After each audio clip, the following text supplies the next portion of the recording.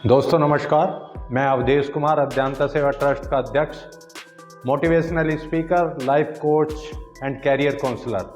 अज्ञानता Nectar Talk channel पर आप सभी का स्वागत करता हूं। और दोस्तों, आप सबका प्यार और सहयोग हमें मिलता है, इसलिए हम इस चैनल पर बहुत अच्छी वीडियो आपके लिए डालते हैं। तो दोस्तों, आज जो हम बात करने वाले हैं वो एक ऐसे महाराजा, ऐसे योद्धा की बात करेंगे जिनके अंदर ढेर सारे गुण थे। उनकी उदारता, उनकी वीरता, उनकी समानता की भावना के आधार पर उन्होंने चारों तरफ इतिहास में अपना नाम कमाया और अपनी वीरता के झंडे गाड़े। हाँ दोस्तों, हम बात करेंगे आज राजस्थान के भरतपुर के राजा सुजान सिंह, जिनको महाराजा सूरजमल के नाम से भी लोग जानते हैं। वो एक हिंदू जाट राजा थे और उनका जन्म 13 फरवरी 1707 को हुआ, जो कि भरतपुर के महाराजा के यहाँ हुआ, और मृत्यु 25 दिसंबर 1763 दिल्ली के अंदर हुई। महाराजा सुजान सिंह, जिनको सूरजमल के नाम से भी जानते हैं, उनके 4 पुत्र थे। पहले पुत्र का नाम जवाहर सिंह, दूसरे पुत्र का नाम रंजीत सिंह, तीसरे पुत्र का नाम रतन सिंह और चौथे पुत्र का नाम निहाल सिंह था। महाराजा सूरजमल की 5 रानियां थी: रानी कल्याणी, रानी हंसिया, रानी खाटू, रानी गौरी और रानी गंगा। महाराजा सूरजमल इतिहास के इकलौते ऐसे राजा हैं जिन्होंने अपने जीवन में 80 युद्ध लड़े और किसी भी युद्ध में उन्होंने हार का सामना नहीं किया। यानी कि 80 के 80 युद्ध जीतने वाला इकलौता ऐसा राजा महाराजा सूरजमल है, जो कि जाट बिरादरी या जाट समाज का नाम हमेशा ऊंचा करता है। और मुगलों के जो बढ़ते हुए आतंक था, उस पे इन्होंने बहुत अंकुश लगाया।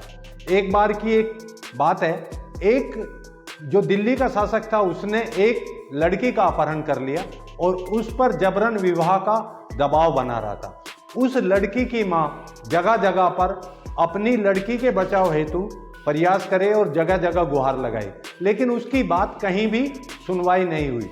अंत में उसने खून से महाराजा सूरजमल को एक पत्र लिखा और उस पत्र को पढ़ने के बाद महाराजा सूरजमल ने दिल्ली के शासक पर अटैक किया और उसको वहीं समाप्त करना चाहते थे। मगर उस शासक की पत्नी ने महाराजा सूरजमल से ये कहकर कि ये दिल्ली का शासक है, मगर आपकी काली गाय है और हिंदू रीति रिवाज के अनुसार गाय को काटना हिंदू धर्म के विरुद्ध है, तो महाराजा ने उसकी जान बख्श दी। यानी कि ये इतने उदार थे। और इनकी उदारता का एक और उदाहरण है, पानीपत में जब 14 जनवरी 1761 को मराठों और अब्दली के बीच तीसरा युद्ध हुआ, तो उसमें जो मराठों के 1 लाख से ज़्यादा सैनिक थे, उसमें से आधे से ज़्यादा मर चुके थे और वो उस एरिया या इलाके से वाकिफ भी नहीं थे। और भूखे सैनिक क्या लड़ते? जब वो उस युद्ध से वापस भाग रहे थे, मराठों से उन सैनिकों को रसद और बाकी सारी सप्लाई महाराजा सूरजमल ने करी और उनको वो सारी चीज़ें भी प्रोवाइड करी जिससे वो दोबारा से अपने अपने घरों को वापस सकुशल लौट पाए। और एक किंवदंती महाराजा सूरजमल के बारे में है, वो ये कि एक बार सुबह सुबह ये अपने जो महल है उसमें खड़े होकर दिल्ली की तरफ देखते हुए अपनी मूंछों पर ताव लगा रहे थे। वहाँ एक वाल्मीकि महिला जो सफाई का कार्य करती थी, उसने जब देखा कि महाराजा अपनी मूंछों को ताव लगा रहे हैं और उनकी निगाह दिल्ली की तरफ है, तो उसने ये बात बाकी लोगों से कही और धीरे धीरे पूरे राज्य में ये बात फैल गई।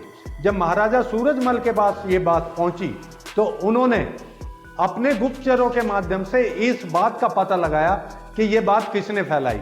अंत में जब उस महिला को महाराज के सामने पेश किया गया तो महाराज ने पूछा कि आपने इस बात का अंदाजा कैसे लगाया या आपको इस बात का कैसे ज्ञान हुआ कि हम दिल्ली पर अटैक करने वाले हैं या दिल्ली पर चढ़ाई करने वाले हैं? तो उसने कहा, महाराज आप सुबह सुबह अपनी मूंछों पर दिल्ली की तरफ देखते हुए ताव लगा रहे थे, तो जिससे मुझे लगा कि आपके दिल में दिल्ली पर आक्रमण करने की भावना है।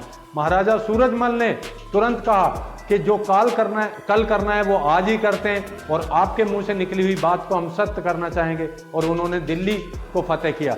तो महाराजा सूरजमल के बारे में कनेक्टिविटी की दूसरी वीडियो हम बहुत जल्द आपको देंगे।